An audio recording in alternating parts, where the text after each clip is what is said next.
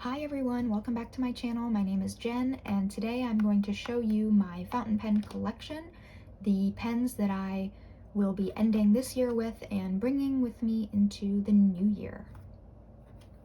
So this is my Galen Leather 10 pen case. It is in the Crazy Horse Forest Green. I did a video of this back in July or August when I received it, and other than the scratches and things, it hasn't changed that much. I don't take this anywhere. For the most part, this just stays in my nightstand drawer. It holds my uninked pens. For the sake of this video, it's holding all of my pens just so that I can show them to you, but it doesn't really ever leave the house or anything, so I don't think it will change that much in its lifetime with me. But I bought this from Van Ness, and they do free engraving. I don't know if they do engraving on all of their products because I haven't looked into that, but they do engrave the Galen Leather products. So I got my name engraved on the bottom, and it doesn't come with all of this dog hair. That is something that you have to add on your own. But I will preface this video like most YouTubers do when they show collections or hauls. I will preface this by saying that all of these were purchased with my own money. My collection is not meant to make anyone feel less than or feel bad or want to compare themselves to other people or compete with other people. I am just showing you my own collection for no other reason than I enjoy watching these kinds of videos, and I figured maybe you would too. Also, to kind of hold me accountable, because I don't plan on purchasing any pens in the new year. So I'm kind of putting this out on the internet to say, hey Jen, remember you said you weren't gonna purchase any more pens in 2021, so let's work on that. So I'm gonna show you all of my pens all at once. And then I am going to take these all out and I'm going to show them to you in two different groups. So right now they're not in their groups, but I want to show you the pens that all of these are my favorite, but I want to show you the pens that have just been exactly what I thought they would be and are great. And then I want to show you the pens that really surprised me in the greatest of ways. So this is the 10 pen case, like I said, and obviously there are two open slots. I'm not like really interested in filling those slots. I don't feel compelled to buy a pen just to fill it. I'm very, very, very content, very happy with my collection as it stands right now. So I'm going to take these all out, put them in their groups, and then I will be back.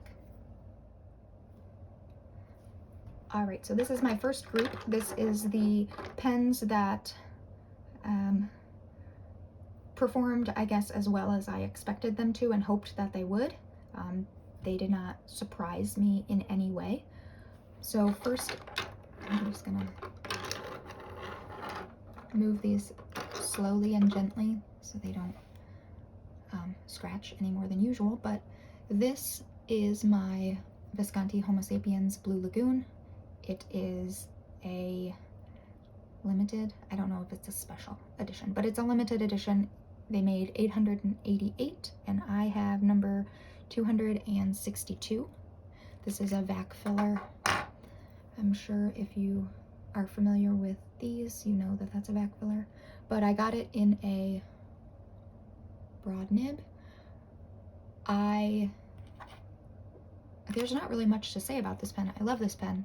This pen is my most expensive pen that I've ever bought in my whole life, and I guess when I bought it, I did feel very nervous because it could go one of two ways. This could have been an amazing pen, and it is, or it could have gone south and it could have been, you know, a terrible experience. But luckily this was a great experience. The only thing is that, like I said, I got this in a broad nib. I don't know if you can tell, but it's kind of stubby. It's very square. And when I use a dry ink, it's more noticeable. When I use a very wet ink, it kind of softens those edges and is not as noticeable. But I think in the new year, I'm going to send this to a nib grinder and have him or her grind this down to, not really like make it a medium or anything, but just kind of soften those edges because I don't like stub nibs and this is kind of stubby. So instead of buying a new pen, I'm just going to make these that I already have a little bit more perfect. However, this is kind of the only one that I really want to do any sort of work to. So that is number one. Number two is a Platinum 3776 in the Cherry Blossom finish. It is just beautiful. And I got this in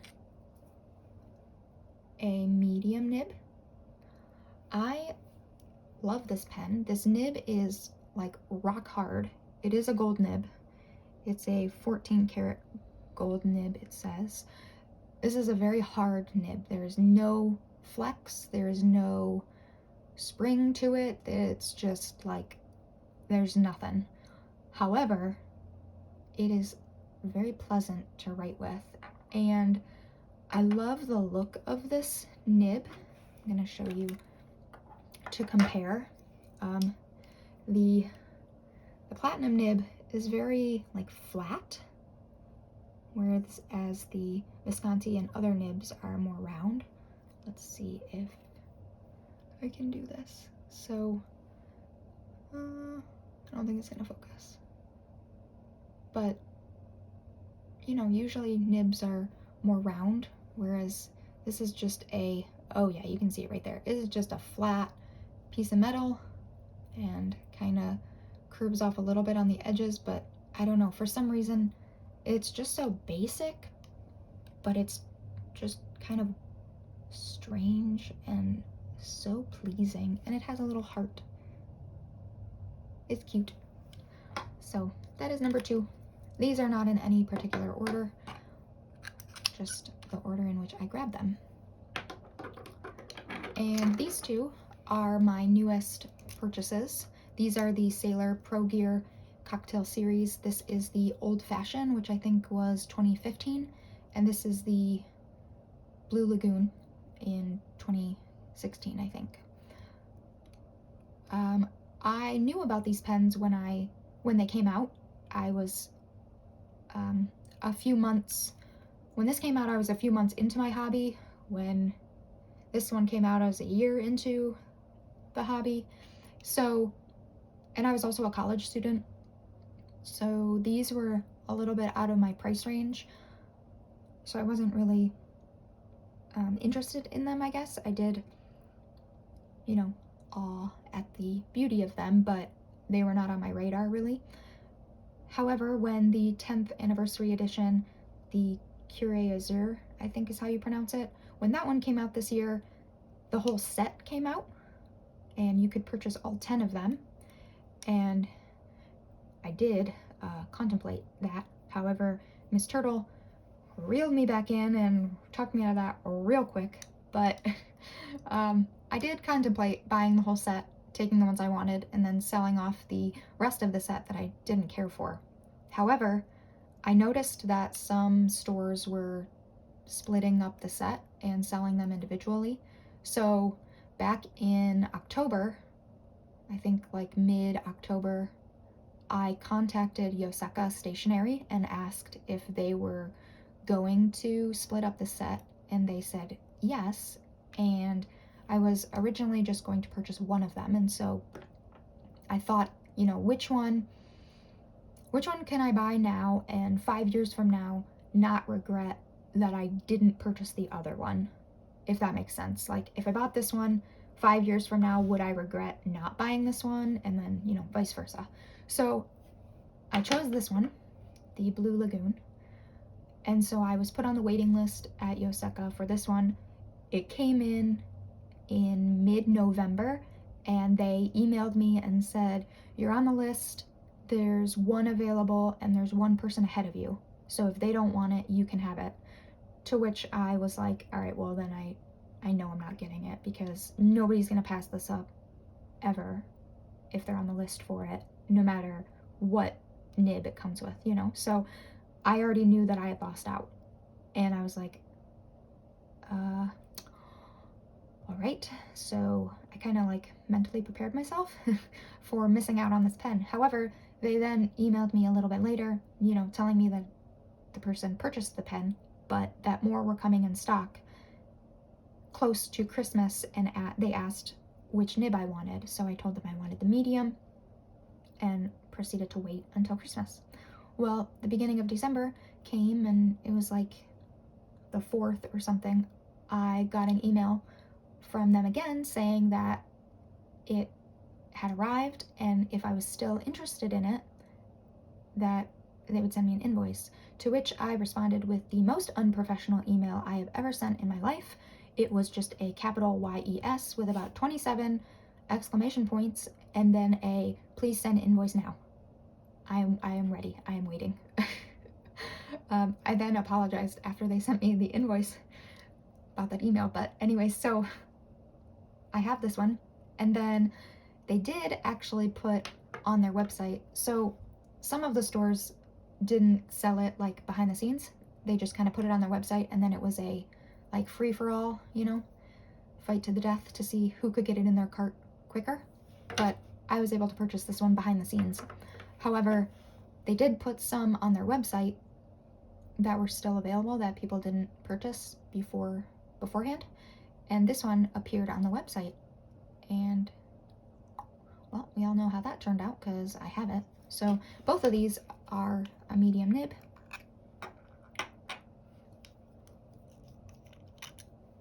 They are 21 karat. Both are medium. The Old Fashioned has a gold with silver inlay, and the Blue Lagoon has a silver with gold inlay, which I think is pretty cool that they are a little bit different.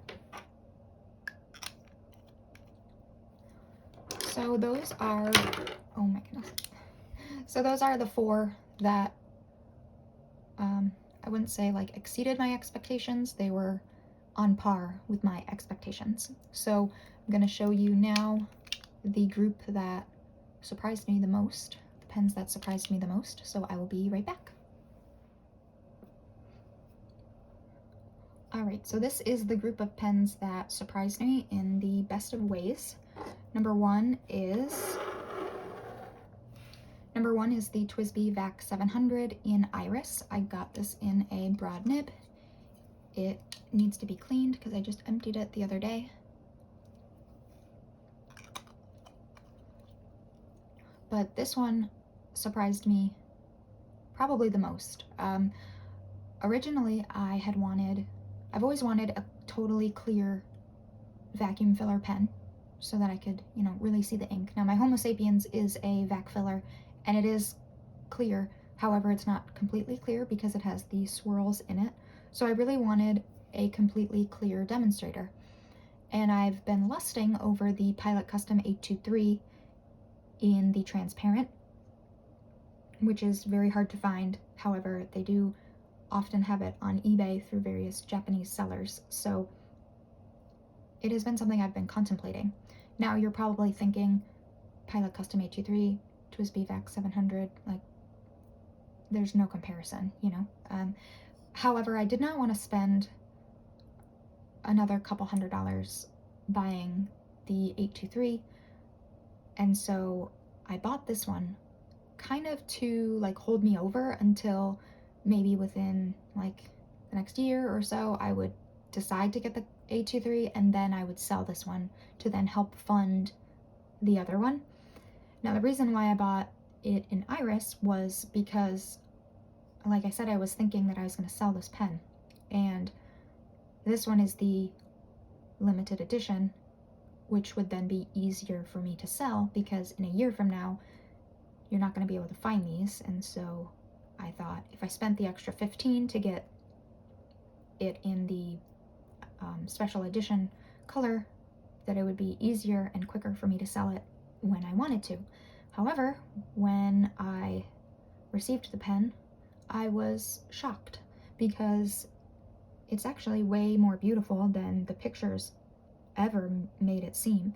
It kind of was like a pug, you know. If you look at a pug, you're like, oh, that thing is so hideous, and then you keep looking at it and you play with it a little bit and it gives you some kisses, and then you're like, oh my god, this thing is like the cutest thing I've ever seen, and then you end up buying 8 pugs and, you know, that's your life now. But that was kind of how I felt with this pen. Like, when it came out, I was like, ugh, that's tacky, that's hideous. Sorry if that made you mad, but so I bought this pen like 3 weeks after it even came out because I had no intentions of even purchasing this. However, when I received it, yeah, it's way more beautiful than the pictures made it seem. And I got one with a lot of yellow in the band, which is actually what I was hoping for. I know a lot of people that expressed their desires to have a certain color really wanted like the blues and the purples. For some reason, I wanted the yellows, and the pen gods knew that and sent me that. So this has surprised me a lot, and now I actually don't want to sell this pen. I love this pen, so this will be staying. Will I purchase the 823? I don't think so. I don't think that anything about that pen would add value to my current collection, and so I'm kind of, yeah. So I love this pen. Now, the pens that have surprised me the most are my Kavekos. Not so much this one, but I needed this one, I guess, to kind of tell you the story. So I bought this one on Amazon a couple months ago, and I also bought, I don't have it anymore, but I also bought a plastic one at the same time. Mostly because the plastic one had the nib that I wanted, but I wanted this pen. So I thought if I bought both of them, I could swap the nibs and then, you know, have the pen and the nib that I wanted, and then I could use the plastic one for whatever.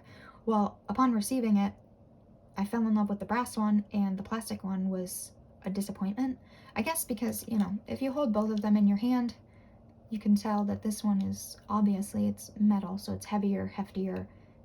It just feels more substantial, and when you're comparing the two together, you're like, oof, this is, you know, this is just cheap plastic. This was kind of nothing. So I actually swapped the nibs and then sent the plastic one back. So if you bought a frosted blueberry with a fine nib and it came, no, with a double broad nib and it came with a fine nib off Amazon, sorry. But so I swapped the nib and I sent the other one back and just kept that one. However, Goldspot came out with this one. Oh my goodness. They came out with this one a month ago, I think.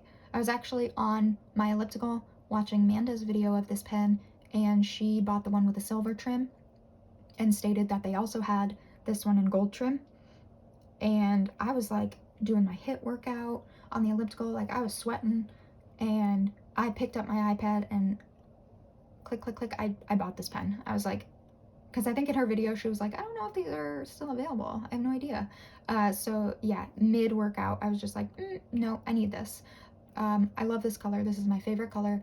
My kitchen not my kitchen counters, my kitchen cabinets are painted this color because that's how much I love this color. This is the accent color in my home. So I had to get this pen. However, because it is a Goldspot exclusive, they put their like logo on it, and I don't care for that. It's huge in my opinion compared to just the Kaweco logo. It's huge, and the font is just not my favorite. I don't think that it's very pleasant looking. So what I do is I just put a clip over it, and then you can't see it unless you know that it's there and you look very closely. So that kind of solved my issue. So these nibs are swappable, so me saying that it has a double broad nib doesn't really mean anything because I can put that on whatever. I actually made this one into an eyedropper because it's dark enough that if it stains it, it's not a big deal to me. This one has a broad nib,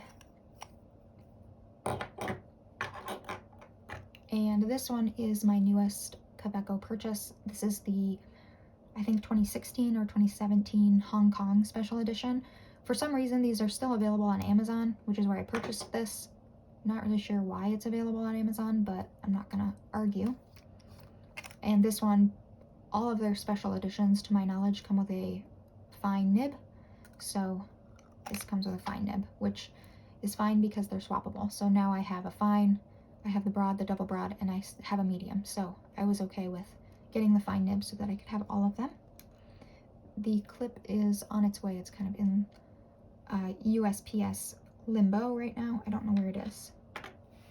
So those, I would say that these surprised me, because even though they were plastic and I did not have a good experience with them at first, I love them now. They are much lighter than this one. Like this one, I mean, you're supposed to post this, but to me, it doesn't make it back heavy or anything. It just makes it heavy. And when I'm writing with this for a long period of time, I don't post it because it just becomes too heavy. But these, I can write for days with these because they're super light. I think there's a time and a place for these versus the metal one.